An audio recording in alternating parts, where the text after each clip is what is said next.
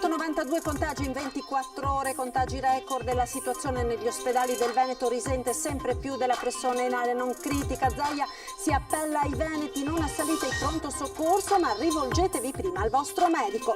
Cruciale nel frattempo l'accordo per effettuare i test rapidi negli ambulatori dei medici di base. Ogni giorno in Veneto potrebbero essere effettuati ulteriori 10.000 tamponi. A Venezia e Verona il flash mob dei ristoratori al grido di siamo a terra, come piatti, tovaglie e posate imbandite in piazza, fateci lavorare, il loro appello. Intanto dal Padovano alla Marca si moltiplicano le azioni di chi tiene aperto dopo le 18 sfidando il DPCM. Oggi il primo giorno della didattica a distanza nelle scuole superiori al 75% secondo le disposizioni. I presidi hanno sfruttato l'esperienza maturata nel lockdown. 2 anni fa, in questi giorni, l'inizio del dramma della disastrosa tempesta Vaia sul Veneto. Oggi la ricostruzione nei territori colpiti va avanti nonostante il Covid. E venerdì sera ripercorreremo quei giorni drammatici con il documentario Il Veneto in ginocchio, immagini, voci, storie raccolti in ore e ore di edizioni straordinarie con le quali abbiamo raccontato uno degli eventi più terribili vissuti dal Veneto. Buonasera, ben ritrovati con l'edizione del Veneto dei nostri telegiornali. Crescono dunque i contagi e la situazione negli ospedali del Veneto comincia a risentire della pressione soprattutto per l'aumento dei ricoveri in area non critica. Il governatore del Veneto Zaia si appella ai veneti chiedendone la collaborazione. Non assalite i pronto soccorsi ma rivolgetevi prima al vostro medico. Il problema del Covid oggi in Veneto è uno solo, che dobbiamo liberare letti di ospedale per malati che altrimenti avrebbero messo a repentaglio la loro vita se non li curiamo. Crescono i contagi ed aumenta soprattutto il numero dei ricoveri in area non critica. L'intera regione sta entrando nella terza fascia ed oggi il governatore ha chiesto alle ULSS di depositare il piano dei Covid Center. Aprire i Covid Center vuol dire chiudere 10 ospedali su 68 in Veneto. Vi ricordo che in Veneto noi eroghiamo mediamente 80 milioni di prestazioni all'anno, vuol dire che mediamente ogni mese perso in prestazioni sono 7 milioni di prestazioni. Quindi oggi veramente vi dico, adesso iniziamo a entrare nel vivo della battaglia che ci motiva ancora di più, però è fondamentale chiedere la collaborazione dei cittadini. Niente panico, continua Zaia, ma anche un forte appello ai veneti a collaborare seguendo le regole. Questa è una sfida che dobbiamo fare assieme. Cioè non è che funziona che noi ci occupiamo degli ospedali e il cittadino va via con la mascherina così. Così potete lasciarla a casa la mascherina, non serve a niente. Anzi, se ci state anche a casa è anche meglio. Poi l'appello ad evitare l'assalto ai pronto soccorso in autonomia, cosa che si sta verificando in questi ultimi giorni ancor più che a marzo. Cioè vuol dire che abbiamo pazienti che magari ossigenano male, che magari gli manca un po' il fiato, eccetera, che arrivano in autonomia, vanno al collasso di pronto soccorso. Uno che mi ascolta dice: ma allora cosa dobbiamo fare? Cercate di fare in modo di essere collaborativi. A nessuno verrà negate le cure, non ci sarà nessuno che avrà le cure negate, però chiamate il vostro medico. In questo senso, continua Zaia, è fondamentale l'accordo siglato a livello nazionale per la somministrazione dei tamponi da parte dei medici di base, un accordo firmato dalla FIMG che conta in Veneto 2.000 medici di famiglia su 3.150, ai quali la regione si impegna a dare in 48 ore tamponi e dispositivi. Nel frattempo, spiega l'assessore alla sanità Lanzarin, per fronteggiare la carenza di personale negli ospedali è già stata autorizzata l'assunzione di 3.448 figure professionali, tra medici, infermieri e DOS. 2.200, 250 delle quali medici delle USCA, sono già state assunte. Infine, sollecitato dai cronisti, l'ennesimo accenno di Zaia alla polemica con il professor Crisanti sulla paternità del piano tamponi a Vo. No, non intervengo su ste robe, cioè non intervengo, è una vicenda dolorosa. E vediamoli dunque i numeri di questi nuovi contagi in Veneto. Ecco, vedete, è arrivata poco fa l'aggiornamento da parte dell'azienda Zero alle ore 17, 637 nuovi contagi questa sera, che sommati ai 1555 di stamane fanno un totale di 2192 nuovi infettati dal Covid in Veneto nelle ultime 24 ore. Purtroppo si devono registrare anche 12 persone che hanno perso la vita. 89 sono ora i ricoverati in area non critica, più 69 rispetto a ieri, mentre sono 98 i ricoverati in terapia intensiva, più 3 rispetto a ieri. E da ieri sera nel Bellunese è stato attivato un nuovo ospedale di comunità, quello di Agordo in provincia di Belluno. L'emergenza in questi giorni è più assistenziale che sanitaria, riguardando casi di bassa e media intensità, soprattutto anziani.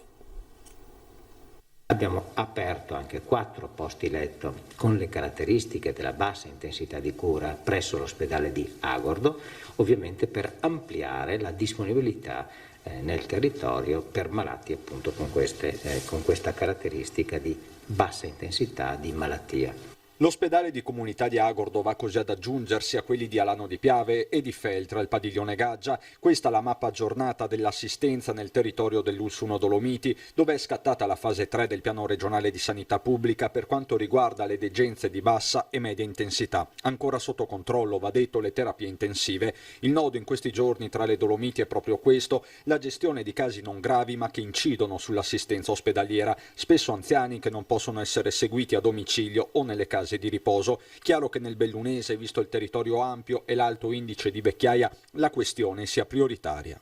Cerchiamo anche di avere posti letto a disponibilità un po' dappertutto per poter evitare lunghi trasporti in ambulanza, che poi sono trasporti in una direzione nel momento in cui il paziente va in ospedale e diventano doppio nella direzione di ritornare a casa poi quando la situazione critica è stata superata.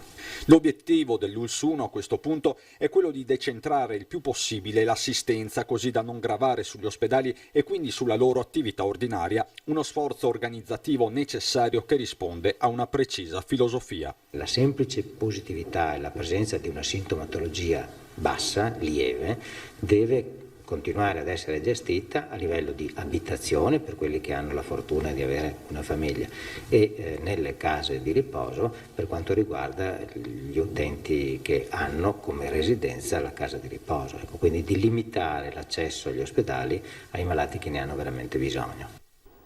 Ecco, in relazione al dato che vi ho detto poco fa relativamente ai ricoverati, sono 853 complessivamente i ricoverati in Veneto in area non critica, 89 quelli che si sono negativizzati. L'avete sentito prima dal governatore Zaia, dunque è stato firmato l'accordo per effettuare i test rapidi negli ambulatori dei medici di base. Ogni giorno in Veneto potrebbero essere effettuati ulteriori 10.000 tamponi. L'accordo prevede che i medici abbiano la possibilità di fare il tampone nei soggetti che durante la visita che effettueranno in studio possano, secondo il loro giudizio, avere qualche vicinanza col Covid. E poi l'altra cosa importante è che faremo i tamponi per i contatti stretti dopo i famosi 10 giorni. Il medico padovano Domenico Crisarà parla mentre è in treno e sta rientrando da Roma. Il dottor Crisarà, segretario regionale della FIMG, infatti faceva parte della delegazione trattante che nelle scorse ore ha siglato l'accordo nazionale per effettuare negli studi medici tamponi rapidi per diagnosticare il Covid.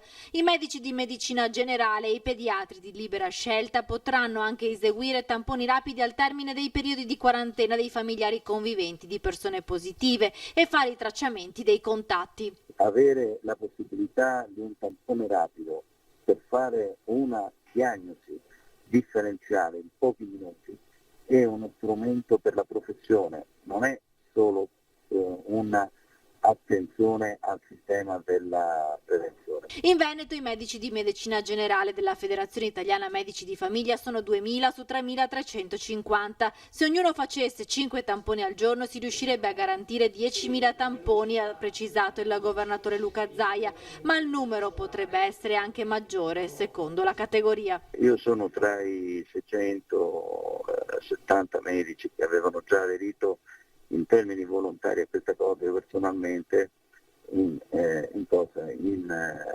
5 giorni di tamponi ne ho fatti 32, quindi sicuramente il nostro supporto sarà importante, ma tenendo conto che il tampone deve essere qualcosa che viene deciso dal medico e non richiesto dal cittadino.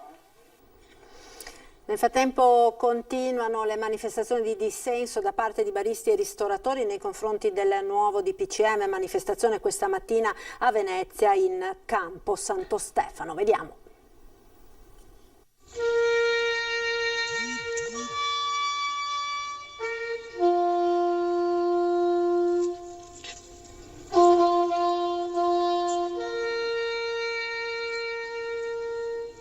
Una tromba che intona il silenzio risuona per Campo Santo Stefano. Non è ancora il funerale della ristorazione e dei pubblici esercizi veneziani, ma poco ci manca. La seconda ondata di Covid e i conseguenti nuovi orari di chiusura anticipata rischiano infatti di rappresentare il colpo di grazia per un settore che è già a terra. A terra come le tovaglie disposte sui masegni di Santo Stefano, imbandite di piatti, posate e bicchieri vuoti, come lo sono perlomeno dopo le 18 i locali cui appartengono.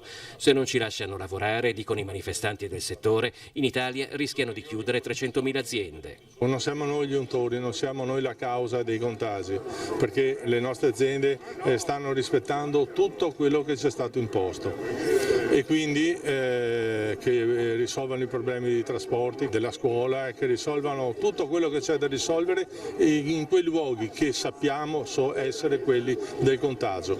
Noi a questo punto non ci stiamo a fare i capri espiatori di indecisioni e di scelte sbagliate. Quella dell'aver voluto trovare in questa, come in altre categorie, il capro espiatorio del contagio è una critica che ristoratori ed esercenti muovono con ricorrenza all'ultimo DPCM. Per risolvere il problema della mucca pazza hanno chiuso le macellerie, cioè non hanno risolto il problema di chi dava i mangimi eccetera, ma hanno chiuso le macellerie. Qui è la stessa identica cosa, chiudono i bar ma non vanno a vedere magari chi non si mette la mascherina o l'avventore o il cliente eccetera. La manifestazione si chiude tutti in piedi ad ascoltare l'inno di Mameli, quasi a ribadire la volontà di una nazione che si compatta per dare una risposta unitaria alla crisi del Covid, risposta che però per i manifestanti non è quella arrivata con l'ultimo decreto della Presidenza del Consiglio dei Ministri. E tra gli esercenti c'è anche chi decide di disobbedire, vediamo. Sono le 18, il ristorante apre. Mi dispiace di dover compiere un gesto di questo tipo, è chiaramente un gesto di protesta. Emanuele Boccardo, titolare del ristorante La Corte dei Leoni in pieno centro a Padova, martedì sera ha deciso di tenere aperto il suo ristorante dopo le 18, andando contro le disposizioni previste dall'ultimo DPCM. Un piccolo segnale civile e garbato come noi siamo sempre per dire che questo non è il modo di risolvere e di combattere il Covid.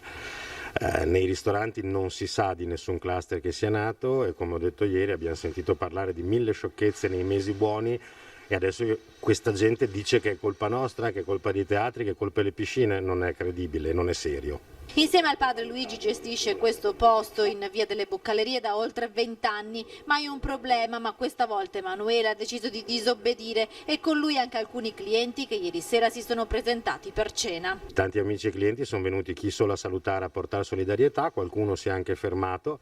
Li abbiamo avvisati ovviamente che potevano anche prendere una multa, ma nessuno per questo se n'è andato via, anzi. Le nuove restrizioni per i locali rischiano di far morire le attività, non è giusto penalizzare chi ha sempre rispettato le regole, dice amareggiato Emanuele. Anche oggi insieme al padre e ai collaboratori ha aperto il ristorante, sanificazioni, tavoli distanziati e apparecchiati al massimo per 4 persone, un nuovo menù per far fronte anche alle provviste già acquistate e che rischiano di essere buttate a causa della riduzione dell'orario di servizio. Noi siamo ben oltre il 60% di perdita di fatturato, che non è poco. E qui ci sono, a seconda della stagione, da 7 a 10 famiglie che vivono su questo lavoro e che se non lavorano qui domani cosa fanno? Abbiamo visto le manifestazioni che ci sono state in questi giorni, lunedì sera quella con 3.000 partecipanti in Piazza dei Signori a Treviso. Ebbene, non saranno più ammesse manifestazioni in cui non vengano rispettate le norme anti-Covid. Così in mattinata a Treviso il Comitato Ordine e Sicurezza, al termine del quale il prefetto Laganà ha incontrato i promotori della protesta. Ha ribadito il suo disappunto per le 3.000 persone radunate in piazza l'altra sera. Il prefetto Laganà ai rappresentanti dell'Associazione Imprese Unite che le hanno chiesto in mattinata un incontro. Follia, ha ripetuto il prefetto, in un momento come questo in cui l'aumento dei contagi non ammette passi falsi. Comprensibile lo spirito della protesta, ma in Comitato Ordine e Sicurezza la linea dettata è chiara. Non verranno date autorizzazioni se non sulla base di una accertata possibilità che si svolga tutto come previsto dalle disposizioni in materia anti-Covid. Per la prossima staremo un po' più attenti, magari a scegliere posti più grandi, infatti parliamo di Venezia per il 6 novembre e diciamo che si è potuto chiudere un occhio proprio perché comunque Treviso si è dimostrata attenta al rispetto delle norme. Nei prossimi giorni l'associazione consegnerà al prefetto un documento con le istanze degli operatori penalizzati dal DPCM che Laganà si è impegnata a far arrivare al governo. Le cose principali sono le mancanze che sono risultate dal decreto ieri sera, ovvero non si tiene conto ad esempio della circolarità che ha l'economia. Poi un'altra cosa che abbiamo chiesto ad esempio è di modificare lo scaglione per il quale è previsto il credito d'imposta sugli affitti. Poi ovviamente andiamo a parlare di cose molto care a noi, ovvero la cassa integrazione. Dopodiché bisogna assolutamente ribloccare le cartelle di Equitalia che sono state sbloccate al 15 ottobre. Prefetto consapevole della crescente tensione sociale anche nella Marca. Sicuramente c'è una tensione, c'è un disagio crescente perché oggettivamente è un anno che comunque ha portato ingenti perdite per tanti operatori, quindi noi ci auguriamo che non aumenti. È importante che arrivino queste risposte, come sembra appunto stiano arrivando dal governo, quindi si sia una prima possibilità di intravedere anche come affrontare le difficoltà. Infine il commento alla provocazione del barista di Crevada che ha tenuto aperto il locale dopo le 18. Mi auguro duri per il tempo che è stato, un segnale che si è voluto dare. È chiaro che se dovessero permanere in questa apertura le forze dell'ordine dovrebbero tapparsi le orecchie e gli occhi e forse questo non può essere chiesto e non è consentito. E a proposito dei ristori alle attività che sono state costrette a chiudere, che il governo ha detto di voler appunto erogare in tempi celeri, abbiamo sentito il sottosegretario Martella che scandisce anche quelli che sono i passaggi previsti nel pacchetto dei provvedimenti, ma sentiamo anche le richieste delle categorie. Se tu dai una medicina a uno dopo che è morto è evidente che la medicina non conta più. I rappresentanti delle categorie economiche chiedono al governo di fare presto. Il ristoro delle attività penalizzate dalle restrizioni anti-Covid non può arrivare nei tempi della scorsa primavera.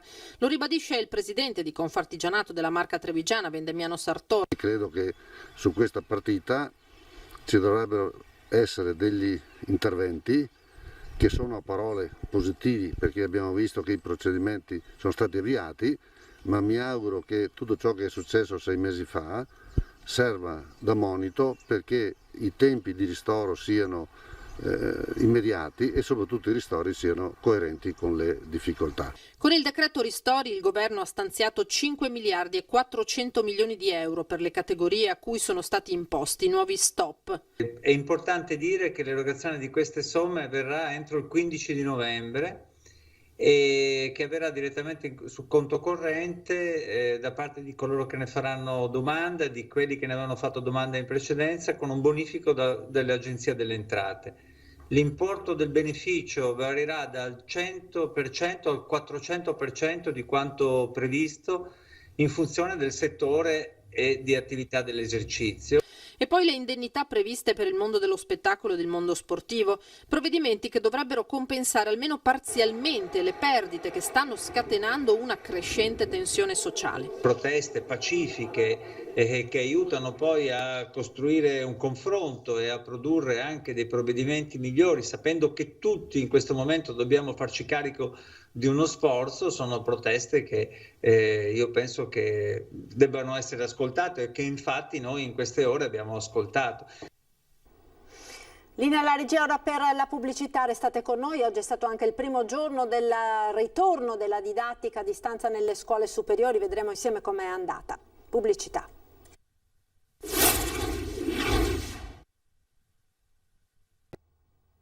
Rieccoci in diretta, oggi è il primo giorno del ritorno della didattica a distanza, vediamo com'è andata in alcuni istituti superiori trevigiani. La didattica a distanza è iniziata. A dare il benvenuto agli alunni per una lezione di matematica è la preside del liceo classico Canova, Maria Rita Ventura. È l'avvio, quindi dovete, come dire, utilizzare tutto il vostro entusiasmo per avviare bene la cosa. Tutto è cambiato nel giro di pochi giorni. Le aule sono diventate virtuali, le lezioni, le voci degli studenti, i libri e i compiti pure. Uno stravolgimento completo che ha trasformato la realtà in realtà virtuale e aumentata. Una didattica già collaudata da efficienti docenti in primavera. Da scuola è la prima volta e sta andando bene, devo dire sta andando bene. Le aule ovviamente erano già tutte attrezzate, abbiamo fin da quest'estate insomma, acquistato una piattaforma specifica per lo svolgimento delle lezioni.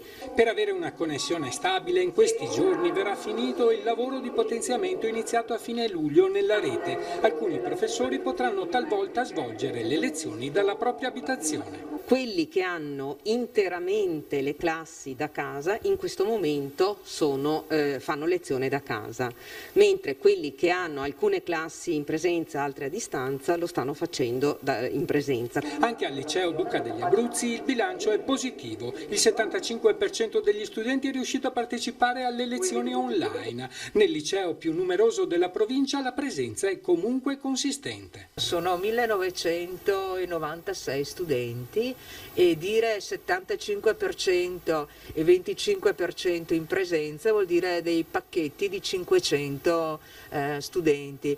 La DAD non deve essere vista come un ostacolo per la dottoressa Piva.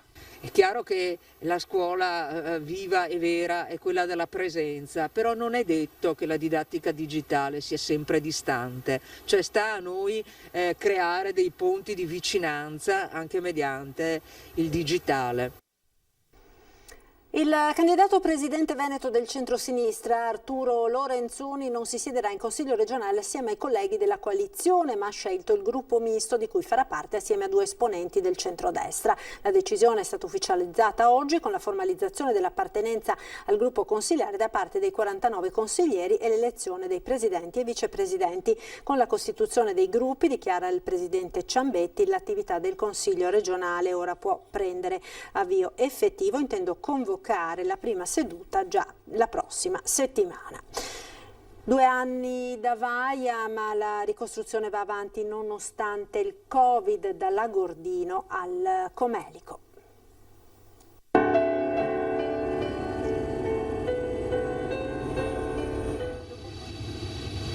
Sono passati 2 anni, molti lavori sono stati fatti, tantissimi cantieri in corso d'opera.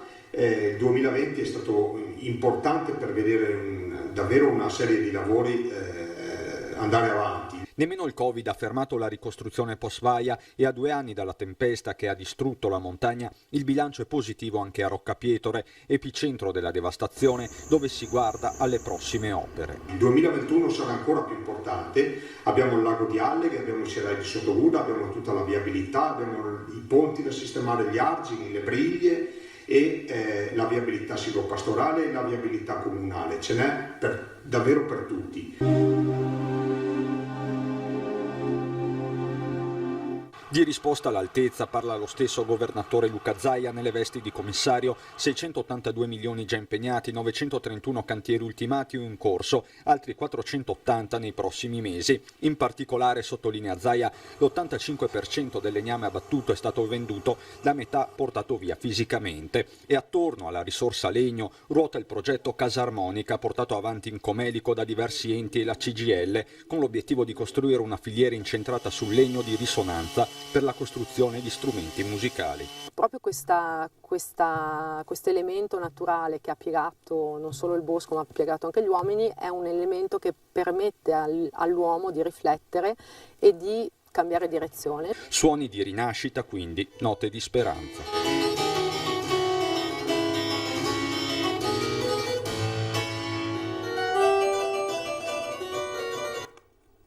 E venerdì sera alle 21:15 ripercorreremo i giorni drammatici della tempesta Vai e le sue pesantissime conseguenze nelle settimane e nei mesi successivi con il documentario Il Veneto in ginocchio, realizzato dalla nostra emittente. Immagini, voci, storie raccolti in ore e ore di edizioni straordinarie con le quali abbiamo raccontato uno degli eventi più terribili vissuti dal nostro territorio. Appuntamento dunque da non perdere venerdì sera a partire dalle 21:15 su Antenna 3. Ed è tutto, grazie per essere stati con noi, come sempre in chiusura un'occhiata alle previsioni del tempo. Il meteo, arrivederci.